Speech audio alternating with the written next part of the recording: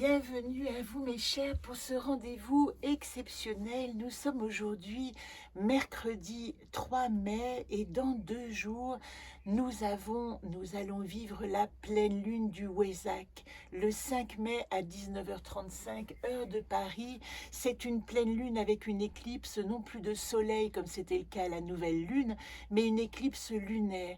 Donc je vais vous dire 2-3 mots, mais je vais surtout vous faire le tirage de cette quatrième gardienne qui arrive au moment de sa compréhension. On va dire que les cycles de nouvelle lune sont des moments d'implantation et les cycles de pleine lune sont toujours des moments de compréhension ou de décision d'implanter dans la matière quelque chose qui a été réfléchi au moment de la nouvelle lune.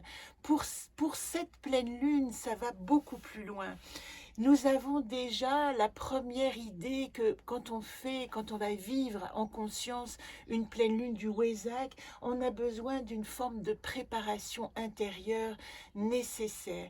Alors en 2 mots, mais vous pourrez lire toutes les informations, moi je vous dis juste ce que je retiens pour moi de cette symbolique, c'est en fait, on parle de la naissance, de la mort et de l'illumination de Bouddha. C'est ça que fête cette pleine lune du Wésac en Orient. Et chez nous, on dit aussi que c'est le moment où vont se rencontrer les énergies bouddhiques et les énergies christiques. C'est comme s'il y avait un moment possible où nous allions pouvoir unir toutes les formes de spiritualité dans la matière. Et c'est pour ça qu'on la fête toujours à la pleine lune du Taureau qui représente le Taureau, l'implantation de nos projets dans la matière, la matérialisation. Après le feu du Bélier, nous rentrons dans la terre du Taureau qui dit bon, maintenant que j'ai eu cet enthousiasme, vous voyez comme à l'Est, d'aller avoir une idée, de faire germer quelque chose, comment est-ce que ça va prendre, comment le ciel va venir féconder la terre. C'est aussi une rencontre entre ces éléments, on va dire le ciel qui serait une énergie yang de propulsion d'énergie et la terre qui serait une énergie yin de fécondation de cette énergie. Alors on peut dire que c'est une rencontre intérieure qu'on active, peut-être qu'on peut en ce temps-là très précis, 2 jours avant la pleine lune, 2 jours après, activer notre conscience spirituelle dans notre incarnation. Qu'est-ce que c'est notre dimension spirituelle? Comment est-ce que nous nous relions à l'invisible? Comment est-ce que nous avons des liens avec des éléments, des informations qui évidemment dépassent notre simple entendement d'humain, mais dont nous savons qu'elles existent et peut-être qu'elles nous accompagnent? C'est ce qui nous est demandé. Alors symboliquement, on dit que quand on arrive à la pleine lune du Wésac, il nous est demandé de ne pas porter de métal. C'est une manière symbolique de dire qu'on fait la paix, qu'il y a une, oui, impossibilité d'être dans une guerre ou d'être avec des armes face à ce moment de profonde réconciliation.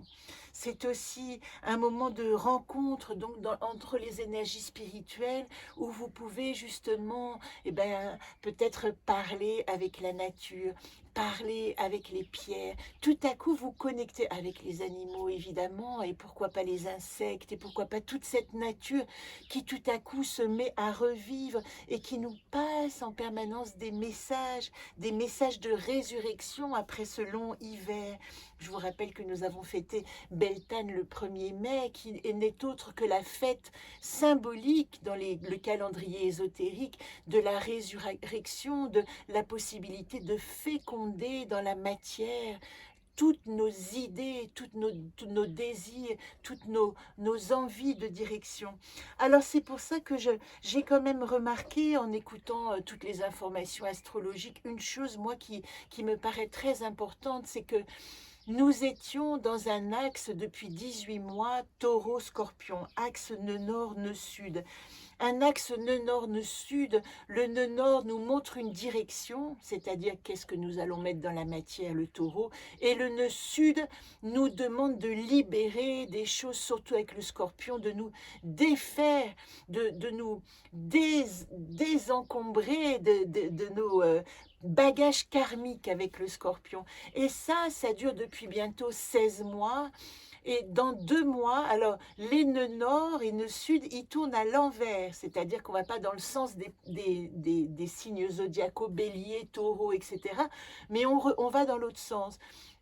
Donc, puisque nous étions en taureau-scorpion pendant tout ce moment-là, où d'ailleurs Jupiter, c'est-à-dire les 12 années d'implantation de projets, Jupiter était en bélier l'année dernière, donc nous avons eu un feu de croissance, un feu de possibilité de faire des choses dans cet axe taureau-scorpion qui nous demandait de nettoyer l'ancien et de préparer le terreau fertile pour le nouveau.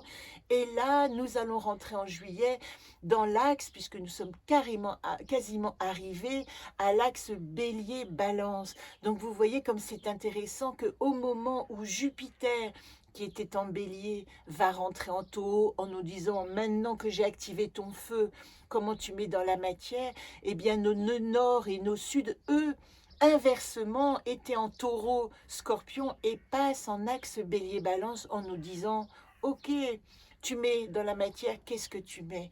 Qu'est-ce qu'on met? On met ce je suis confronté au nous sommes de la balance. Qu'est-ce que je peux, avec mon identité maintenant, rendre fertile dans mon environnement et de quoi évidemment je vais nourrir ce terreau d'accompagnement. La balance, c'est évidemment les relations, c'est l'équilibre entre les éléments, un équilibre d'engrais, un équilibre d'eau, un équilibre de soleil et d'ombre. C'est ça qui nous est demandé. Et ça, pour moi, c'était important parce que j'ai l'impression que nous sommes en train de rentrer dans un ancrage du nouveau dans la matière. Comme si ce nœud sud en scorpion qui peu à peu s'en va dit ok, on a terminé le nettoyage karmique, maintenant on va faire un tri juste, équitable, intelligent de nos relations et de notre rapport au monde.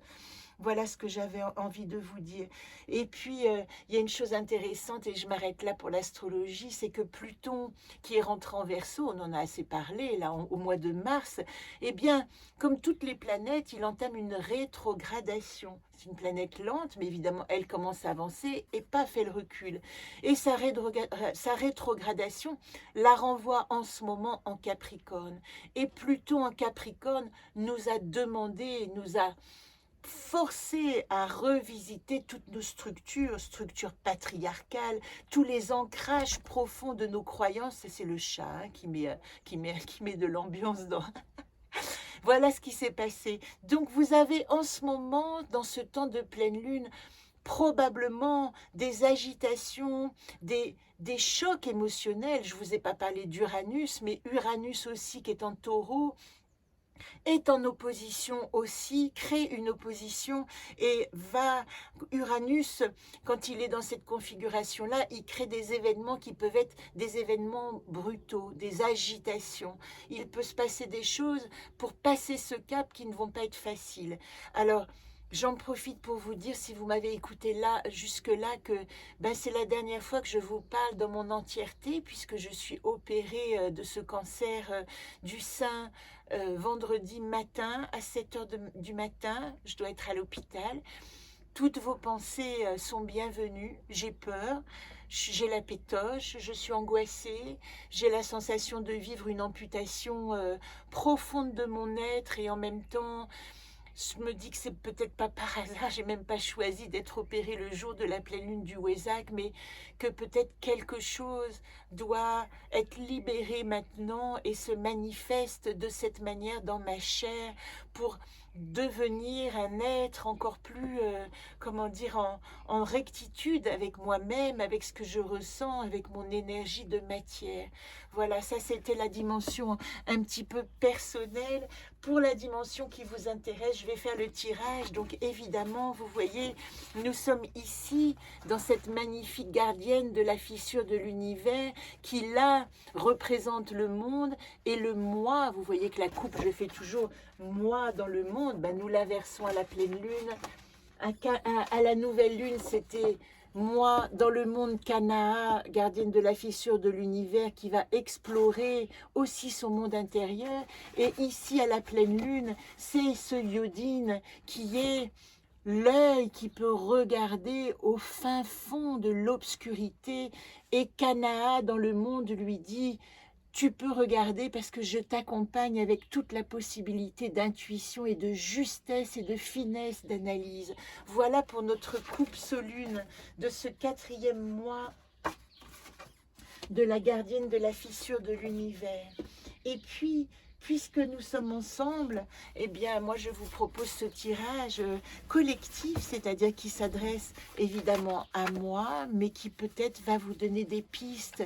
Si vous avez à traverser des épreuves, rappelez-vous que les épreuves, nous pouvons les prendre comme des preuves de notre existence, et que ici tout le rapport à la douleur, à la peur, à la souffrance peut se transformer en une expérience qui nous fait grandir. Première carte en situation actuelle, nous avons, et c'est intéressant parce que c'est la carte de la semaine prochaine, Jacquem, le repos du guerrier. En situation actuelle, ben vous voyez, c'est exactement ce que nous dit la pleine lune du Wesak. Le guerrier ici est revenu du combat à déposer les armes. Enlevez toute matière de fer sur vous.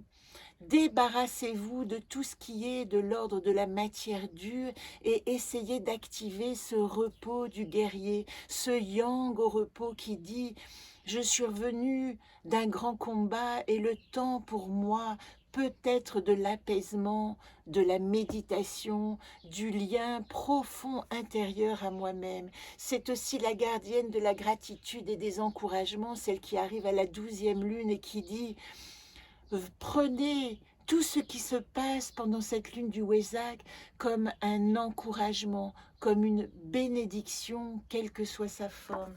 Et vous savez bien que je me parle aussi à moi-même. En atout, qui nous donne sa force parmi ces 12 gardiennes? Regardez, la mission d'âme. Tout ce qui arrive est fait pour nous relier d'une manière encore plus juste et plus exacte à notre mission d'âme. Qu'est-ce que nous sommes venus ici faire, nous, petits êtres innocents, voire inconscients? Comment est-ce que nous allons pouvoir rencontrer notre vrai cheminement à nous-mêmes? Eh bien, c'est en activant cette conscience que quelque chose de plus grand existe, nous accompagne et fait partie de nous. Et nous sommes une partie de ce plus grand. Ça, c'est les atouts Momime. Et Momime, c'est la conteuse. Elle nous raconte notre propre histoire, celle qui parle en vérité avec amour. Voilà ce qui peut nous aider dans ce moment. En problématique, en questionnement, où est-ce que nous pouvons aller voir? Regardez, Isolde. C'est Isolde, c'est la carte dans le calendrier de cette année, ben la voilà, que nous sommes en train de quitter. Vous voyez, elle finit cette semaine, Isolde. Et la semaine prochaine, nous aurons Jacquem. Vous voyez que les 2 cartes sont présentes de cette semaine et de la semaine prochaine. Isolde en 3, elle dit: arrêtez de trop attendre, arrêtez de trop imaginer, arrêtez les attentes et les interprétations excessives. Maintenant, nous pouvons nous appuyer sur ce qui est au mieux. Voilà ce qui compte. C'est pas la peine d'en rajouter et de faire des extrapolations d'interprétation. Voilà ce que nous dit Isolde. Et je termine avec l'invitation. Ah mon Dieu, comme c'est beau. Solune. Et là, vraiment, toutes celles qui m'accompagnent, qui m'écoutent, tous ces messages que je reçois, et je vous assure, je ne le dis pas, mais à quel point je suis touchée par vos pensées, par votre présence, par le sentiment d'être aimée telle que je suis, avec ma folie, avec mon univers, avec mon envie de vous partager dans ma forme, avec mes incapacités relationnelles peut-être, mais moi, je vous dis à chacune qui m'entourait: je t'aime, merci d'exister, merci d'être là, merci de me montrer ce que c'est que la sororité, merci de me montrer ce que c'est que l'expérience humaine. Avant tout, c'est de s'aimer les uns les autres et de s'accompagner et de cesser les combats inutiles. d'être là les uns pour les autres. Voilà ce que nous dit Solune. Je vous embrasse tendrement et puis rendez-vous lundi prochain. Je ne sais pas dans quel état. Je vous quitte avec à la fois ma peur et mon espérance. Je vous embrasse.